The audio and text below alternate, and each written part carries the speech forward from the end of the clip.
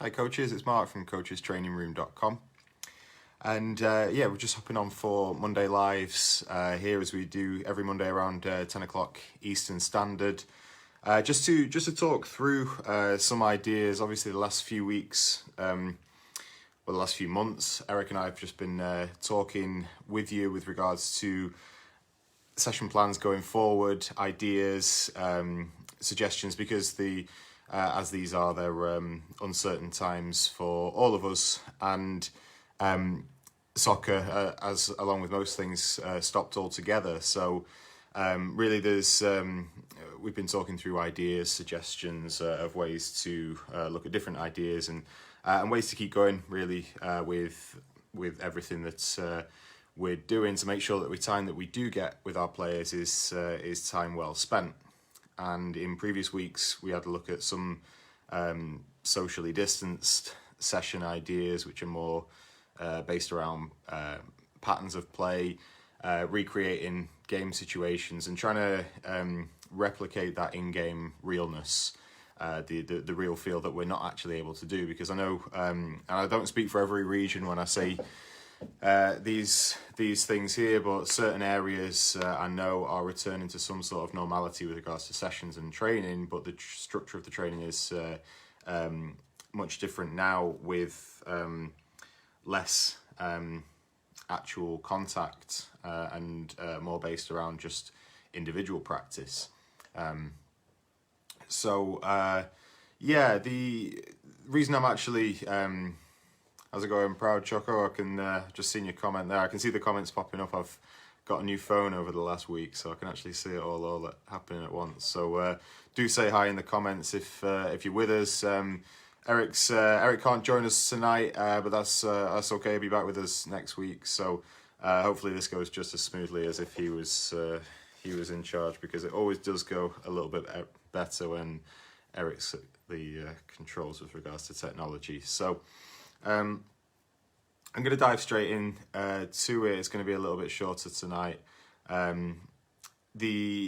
I wanted to talk about with regards to the sessions is perhaps just a concept of how a new session may look, because as I've mentioned before, we're not able to practice in the same ways. The contact may be limited depending on your area, depending on your region, depending on your part of the world. Eric and I have always discussed through our sessions that we are working on a technique and trying to perfect the technique during practice under no pressure whatsoever, and then we start to build in the pressure in increments. So we move into some sort of passive pressure situation, which could be time-based, opposition-based, numbers-based, for example, before moving into practicing the technique under a real pressure situation, which could be closer to equal numbers. If you're working on passing, it might be that you actually increase the numbers, so it might be 4v2 stepping up to 4v3. This is what I'm talking about when I'm talking about passive to real pressure. And then finally, what I touched on a couple of weeks previous was small-sided games, but always conditioned to the topic that you've been working on.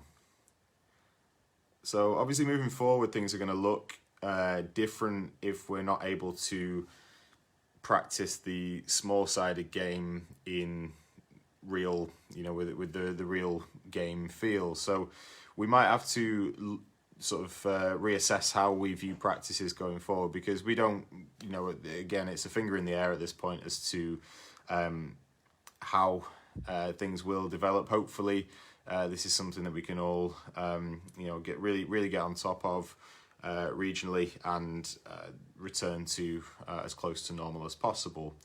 So with that in mind, it might be that we can't just return to that for some time. So we're going to look at how we sort of structure our practices. So the technique in practice remains the same, and then we're going to move into passive pressure as we would. The passive pressure could be simply changing certain variables with regards to area size. And then we've got the third part that we move into. What I'm going to suggest is looking at technique with adaptive variables, and the same with the conditioned game. So it could be a conditioned game with adaptive variables, and I'll get into what I'm talking about with that ever so shortly. So ultimately, it is all about the replication of game realism, or as close to that as possible. I mentioned a couple of weeks back about letting the game be the teacher. Again, that's not a phrase we've come up with. It's a very, very well-known idea that the game is the best way to teach players. So they're learning intrinsically, they're learning through their mistakes, and that's how we do learn the most. And it's ultimately the job of a coach to guide us in when we're not sure as why it's not going quite right, and then obviously steer us on the right path. But letting the game be the teacher can be the best way to learn these things. So what we can do is a number of things to kind of make sure that we're getting the right quality of touches, simulate the game realistic intensity of a session, and also the quality of the practice. So there's certain things that we can change within our session. If you just ask players to go out and pass the ball, for example, I'm just going to try and give you a practical example of what I'm talking about. If you go out and you ask players to pass the ball around with no opposition, they're going to quickly master how you want them to pass. It might take them a couple of times to learn the sequence. Once they've got their head around that, unless they're actually pushed to progress, they're gonna lose interest quite quickly in what you're asking them to do, because they have achieved what it is. There's no condition that says we have to do it in a certain time. There's no pressure from another player, so it's all very, very straightforward. And when things become too straightforward, we can switch off from the technique that we're actually doing, and we might not even do the basics properly if we're not engaged. So there's a couple of things that we can do to change the speed and the intensity of a practice. The first thing we can look at is the area size and how that actually relates to the intensity of a session. So if I was to give you a practical example here of a 5 versus 3 passing session, it's a possession game, so the 5 players are going to keep the ball, the 3 players are going to intercept passes. So again, it's low to no contact. The defending players are only intercepting passes, so they're moving into channels and trying to cut off the passes. If they can win the ball back, then we can set certain conditions that mean that that there is no physical contact with this. It might be as simple as they just aim for a pop-up goal at the side, for example. So the area size, if you've got that 5 versus 3, the larger that you make the area, the easier it becomes for the team in possession to keep the ball, because they've got more space available. And obviously the flip side of that is the smaller we make the area, the quicker the game is going to happen, because we've got less space, less time on the ball, and just that simple act of making the area size bigger or smaller is either going to increase the tempo of the game if it was smaller, or increase the success rate of the players with the ball. If they're struggling with that, make the area a little bit bigger until they get it, and then you can start to move the area smaller as you will to increase the intensity. So it's a regression, but ultimately once the players it clicks with them, you can make the area smaller. That will speed the game up, increase the tempo, and give you that game realism that we were talking about. A couple of other things that we can do here to adapt the session to make it quicker, more intense, or more game realistic is limit or change the number of touches that we're allowed. It might be that you only want the players to touch the ball twice before moving it on. You might be looking for a touch into space so that they're not killing the ball at their feet, because if they kill the ball at the feet, the next touch is going to be to get the ball out of the feet to play the ball. So if you're limited to 2 touches, you're focusing on the quality of the touch now, and also getting their head up, because they're thinking before they receive the ball, okay, I've got 1 touch to control it where I want to move to. I've got the second to play the pass because I've got a pass in my mind, and that's what we should really be looking at. So that's something else to speed up the play. And then also we could look at the time allotted to complete a certain task.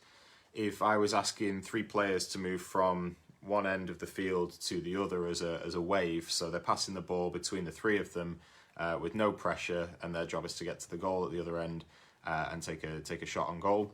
With no pressure, they could amble down the field as they will. They could even play backwards. They could play a square pass, which slows the game down completely. Whereas if I was to say you have 6 seconds to make a minimum of 3 passes before you shoot on goal, suddenly the passes are going to be in front of the players so that they can progress up the field, make those passes nice and quick and get the shot off on goal. So a simple time limit will speed it up and create that intensity, and with indirectly actually make the session more realistic to the game, because if it was a breakaway, there's no way that you would see a player play a backwards pass or even a square pass to slow the play down. They'd want to get the ball out in front of them so that players are running onto it and they can move down the field nice and quickly. So just another way to replicate that that sort of game speed, and just something to change the variable to make sure that we're actually making the most of our practice, making sure that the touches that we're getting are quality touches, because there may be a situation where we're not able to recreate that real game situation through our practices. Excuse me. And then we can also look at number of players. A couple of things here. So if we have 8 players practicing all at once, and statistically they're going to touch the ball, I don't know, in a couple of minute session only a few times. If there's no immediate pressure, there's no necessary reason to have that number of players and one ball. It could be that we break it down into 2 fours, or something, so that more players are touching the ball. The game moves quicker. We could even have, if you were talking about 8 players who were passing the ball around, if you split them into 2 fours and had a direct competition between those groups of players, then that will again, every youth player, every adult, to a degree, loves a little bit of competition, so it would work to speed the play up. It's just again a little bit of creativity within your session to make sure that gets nice and quick, because also making these brief changes are going to, as I say, just to round back on that point, it's the quality of the touch, and it's making it as game realistic as possible. So getting the speed in there, and also taking away from the technique that you're working on. If we overplay the fact that we're learning things, players tend to tune out. You've really got to get the you're almost leading the players through practice by you're telling them the technique, you're telling them how to do it, you're giving them a conditioned game that gets them engaged, that makes them practice the right technique at the right time. Whereas if you just tell players to learn it this way because that's how we learn it, it becomes a bit like, it's like homework almost. Then it's not something that we want to do. It's a chore rather than it's a task rather than an enjoyable game, which is what we can still make it. So there's things that we do have available. We can look at, and I know this isn't necessarily a new concept either, but rondos are really good for getting lots and lots of touches on the ball in a situation where it might be, like a 5v1 situation. We're moving the ball around, we're using the space available. We could be looking at rondos. We do have plenty coming from one of the coaches that works with Coaches Training Room, Luca Bertolini, who is an excellent coach. He's a UEFA B licensed coach from Italy. He's putting together a lot of things for us at the moment. So we're excited for that. That's something that you will be able to use right away. But again, rondos, if it's not something that you are a concept you're familiar with, just go right onto YouTube, take a look at it. It's a great way to sort of practice real game situations, but it can be something where you can condition it so that there is no contact, and it's something that can be really, really beneficial for your players, because that's ultimately what it's about. We don't know how this will look in 4 weeks time. Hopefully, in 4 weeks time we're all right and we're back to normal. But there's a certain we do need to perhaps future proof our practices here and think, how can we work smarter with the hand that we're given based on the right advice and the right things to do. So we are going to have to adapt, I believe. We are going to have to be creative with how we work our sessions and make sure that we are not losing the time. We're actually turning it around and making it a benefit ultimately, because there are still ways that we can make practices not only enjoyable, but also hugely beneficial, so that when we do get back to practicing with full contact, we're in a really, really good position, almost even an elevated position than we were previously, because we might have a better understanding of the game, or set our players up for an increased understanding as to why we do certain things in certain situations. So just sharing a couple of concepts with you, really. I'm going to keep it a little bit shorter tonight, unless anybody has any questions, in which case fire them through and I'll do my utmost to answer them while we're here. If not, if you still want to pop them in the comments, I will get round to them in the comments section. So yeah, just a short one tonight.